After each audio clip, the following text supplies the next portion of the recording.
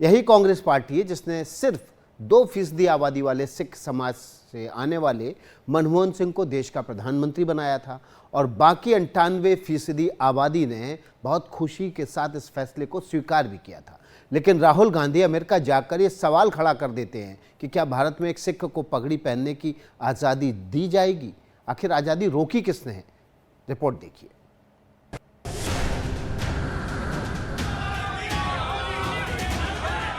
America के Virginia में राहुल गांधी ने सिखों को लेकर जो बयान दिया, उस पर सबसे ज्यादा विवाद हो रहा है। सबसे पहले सुनिए राहुल गांधी ने क्या कहा। First of all, you have to understand what the fight is about. Fight is not about politics. That is superficial. What is your name? Brother, yeah, with the turban. What is your name? Balinder Singh. Balinder Singh. The fight is about whether he, as a Sikh, is going to be allowed to wear his turban in India. Or he, as a Sikh, is going to be allowed to wear a kada in India. Or he, as a Sikh, is going to be able to go to Gurdwara. That's what the fight is about.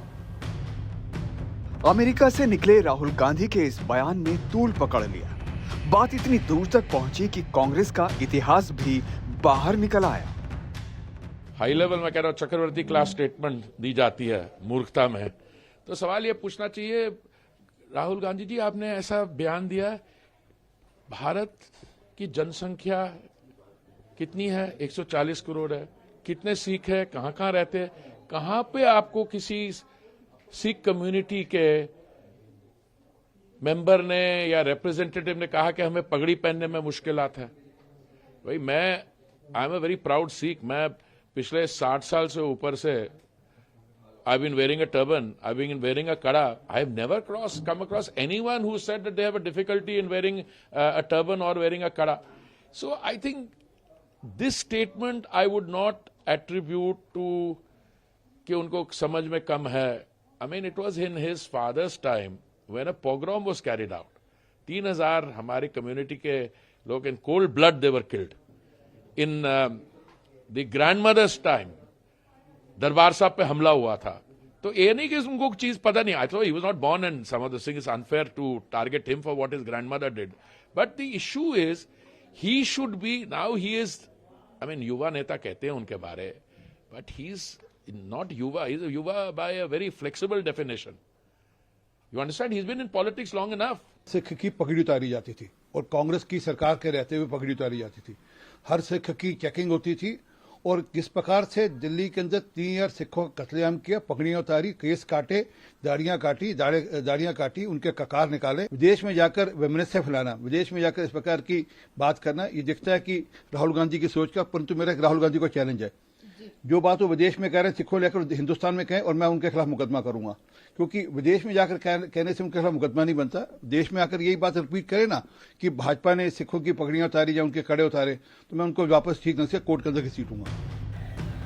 BJP का आरोप है कि राहुल गांधी ने जो बयान दिया, उससे पता चलता है कि सिखों के बारे में उनकी क्या सोच है। जब राजीव गांधी जी आए तो उन्होंने ये कहा था कि मुझे सिख नजर नहीं आने चाहिए। उन्होंने फिर ये भी कहा, जब दिल्ली में दंगे हुए, और दंगे तो नहीं मैं कहूँगा, सिखों का कत्लेआम हुआ 1984 में, तो तब उन्होंने 3 दिन तक यहाँ फौज नहीं भेजी और सिखों को मरने दिया। आज तक 40 साल बाद भी मैं ऑन रिकॉर्ड कह सकता हूँ, नेशनल कमीशन फॉर माइनॉरिटीज़ आज भी कोशिश कर रहा है कि 40 साल बाद उनको मल्लम भी लगे और उनको जो इंसाफ भी मिले। राहुल गांधी की मैं इस बहुत ही नफरत भरी एक स्टेटमेंट की कड़े शब्दों में निंदा करता हूं। राहुल गांधी का इस तरह का बयान देना, सिखों के प्रति नफरत फैलाना, ये कोई नई बात नहीं है। गांधी परिवार के मन में ही हमारे प्रति कितनी नफरत है, लेकिन ना तो हमारी को दस्तार को, ना हमारे ककारों को, ना हमारे गुरुद्वारों को कोई हटा पाया, ना हटाने की कल्पना कर सकता है।